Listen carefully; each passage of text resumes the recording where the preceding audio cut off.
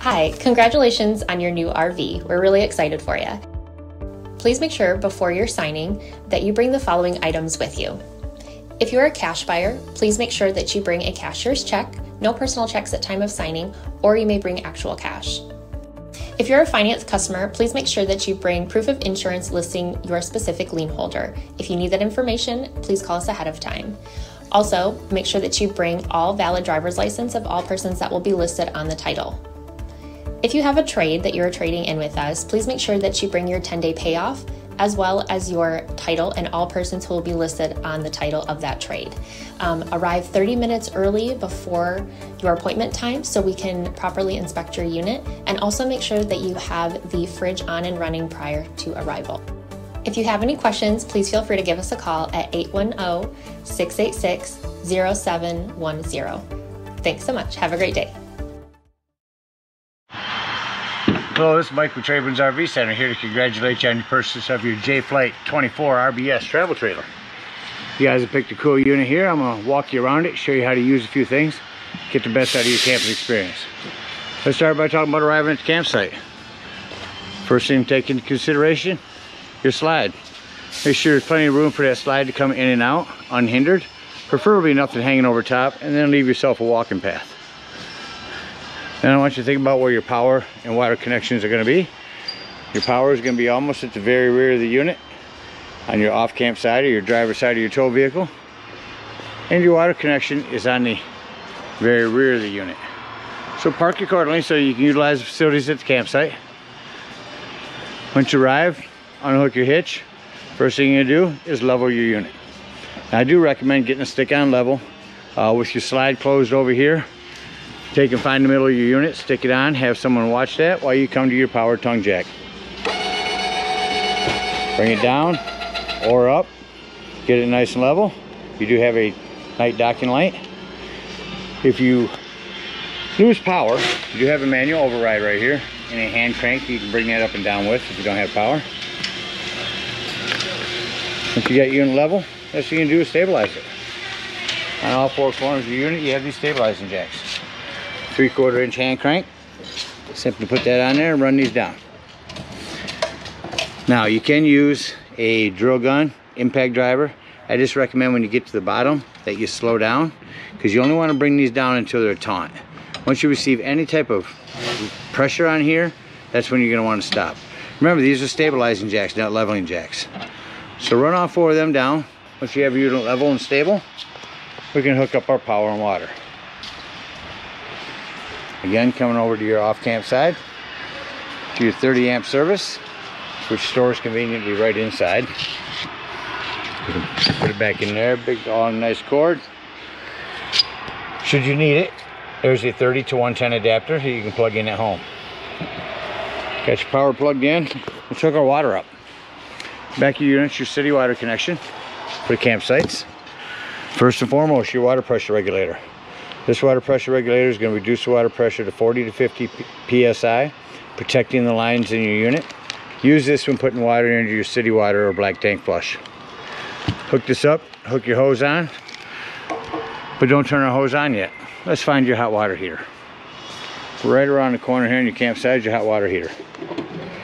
Simply open that up. All we're doing at this point is returning our drain plug. We may have left it out from last time we were camping. Go ahead and put that in there nice and snug. Once that's in there, you can go ahead and turn on your hose. Now you can go inside and open up your hot water tap. The water won't come out hot yet, but once water is coming out of there, you know your pressure is relieved and your hot water tank is full. Then you can turn it on from indoors. You have an on-off element down here, electric element. Only time you turn this on is if you're hooked up to 110, and you'll turn it on here as well as indoors. Also in your hot water heater, if it doesn't seem to be working, come out here and check to see if these are bubbled out. They're resets, press them back in. Other instructions are there. Let's say we're going to go camping and we're not going to use city water. We're going to use potable water because we're going to go dry camping. Back over here on your off camp side, toward the front, is your potable water. Simply fill this with a hose. No need for a water pressure regulator. two ways to tell when it's full. There's an overflow valve right here, or on the inside you can hold your fresh water button down, and that'll tell when this tank is full. Just remember, when using potable water is when you're going to want to use your water pump. Don't turn on your water pump when using city water. It's already pressurized. All right, we're hooked up to camp. Let me go ahead and walk you around the rest of the unit. Let's start here on your off camp side. Your big pass-through storage here. It's all your hitch work, stabilizing jack. Here are your low point drains. This is your furnace flue. If you're running your furnace, steer clear of that. It will get hot. Potable water. Your slide. On your slide, I just want to mention, you want to add longevity to the life of these. Keep them pliable. They actually have a fluid that you can apply to those to keep them pliable. You just spray it right on there. In the back here, again, your power. Your black and gray holding tanks. We'll dump them when leaving the campsite. Your stabilizing jack. Your cable inlet. Spare tire with a cover. Outdoor shower. City water tank. Black tank flush. We'll talk about that when leaving the campsite. Unit's also prepped for a Furion backup camera. And your ladder to go up and check your seams. Caulk as needed. And down here is your low point drain.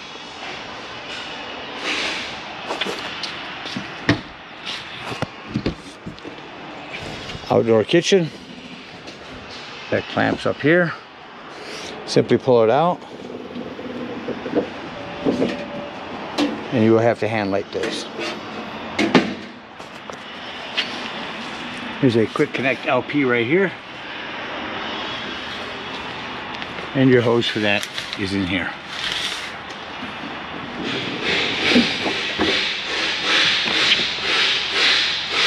Again, your hot water heater. Your awning, we'll run that out.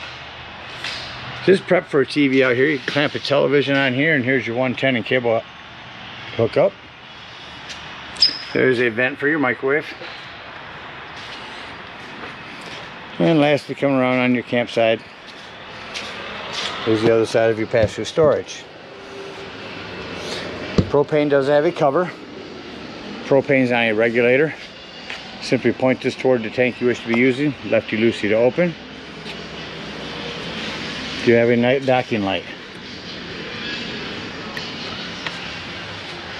That about covers everything on the outside. Let's go take a look inside your unit. Coming up your stairs here, I'm going to close your door and start with your fire extinguisher. Make sure that you and everyone that's camping with you knows that the fire extinguisher is located at the entry doorway in case of an emergency. Just to the right of that is your 12-volt carbon monoxide detector. The reason I mention this 12-volt is it's always running off your battery. So if you're going to be gone for the day, use your battery disconnect to keep this from running your battery down. Up here is your control panel. Another light here you can see. So here's where your brand new battery is. Here's your fresh tank where you can tell when your potable water is full. And your black and gray tanks. Here's where you turn on your water pump if using potable water. Your water heater if hooked up to gas. Your water heater if hooked up to electric. Interior and exterior lighting. Your awning in and out. I'll start running that out. Here's your slide control. We'll run that back in when we leave the campsite. Open your door here. Show you how far to run that awning out.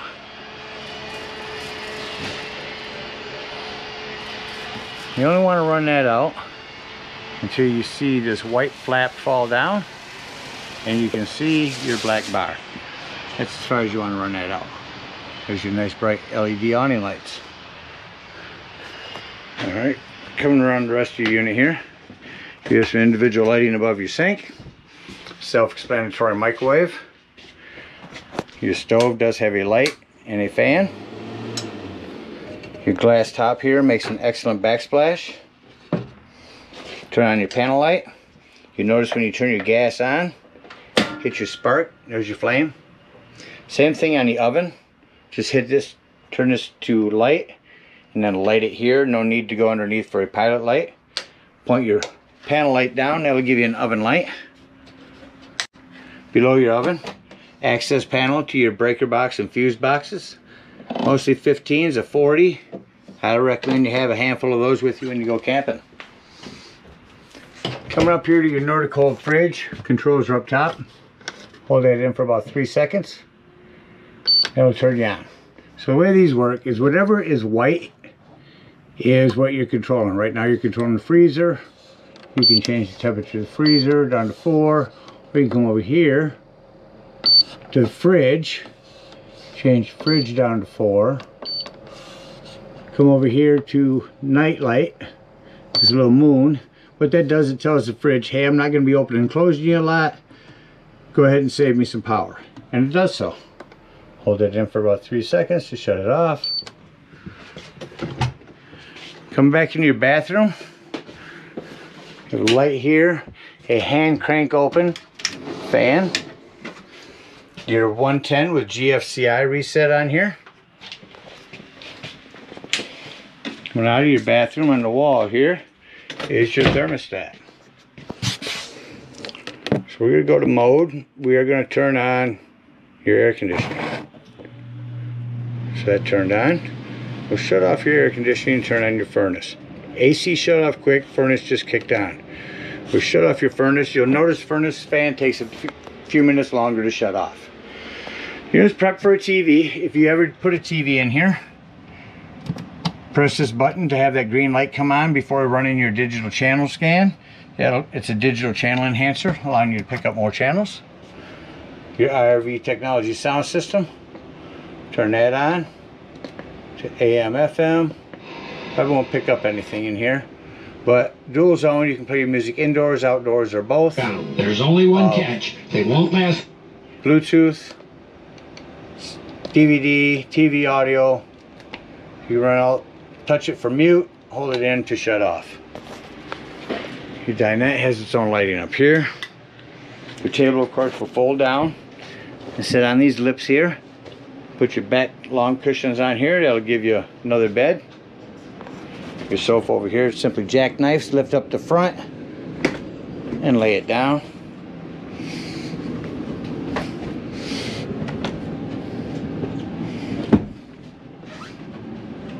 Coming into your bedroom, you have this curtain you can close.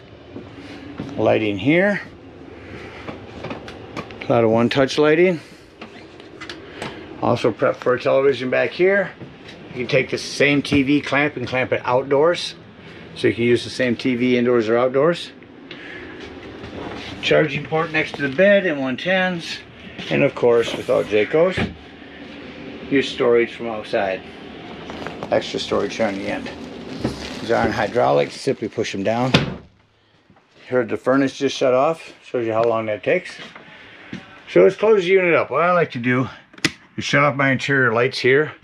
Then I can see all the individual lighting I need to go through and shut off. This is just a couple here.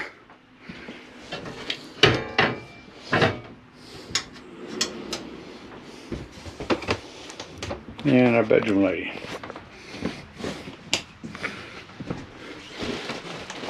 So once you all have it nice and dark in here, come back over to your control panel, turn on your interior lighting.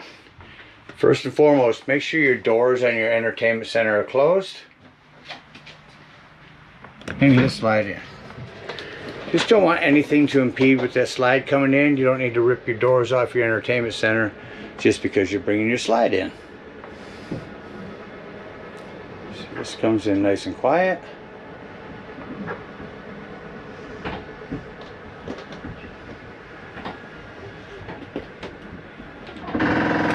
Once you hear that little sound, because a lot of people panic, they think something's wrong with their slide. It doesn't coming in, out. It just allows it not to go past where it needs to be. Come up here, shut off our interior lights, and head out of the unit. Exiting the unit, make sure your exterior door is all the way open, otherwise this will catch on it. Simply lift this up, set it inside, pull back and lock that in.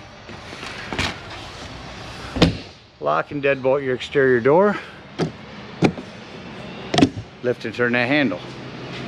Unhook your water, unhook your cable. Make sure your water's unhooked. You're coming over here. Open up this pressure release valve. That's going to go ahead and drain all your water out. Make sure you close that back down or your door will not close. Pull your drain on the bottom, close your hot water heater. Bring up our stabilizing jacks. Come around to your low point drains over here. If you're using potable water, open those up. And if you're using city water, come back here on the corner of your docking station and open those up. Head on up to the dump station. At the dump station, you take the sewage hose, comes in the convenience pack, hook it up and pull your black handle first. After your black drain tank sounds like it's no longer draining, come back here to your black tank flush. Again, use your water pressure regulator. Hook that up, turn on your hose for a good 5 minutes and wash out your black tank. After that's washed out, unhook your hose, come back over and close your black handle, pull your gray handle. Your gray handle is going to be cleaner water as your sinks and your showers. That's going to clean your sewage hose out for you. Then you can conveniently store your sewage hose in your bumper. Again, thank you guys for your purchase. Hope you enjoy this JAYFLIGHT for many years to come. Happy camping.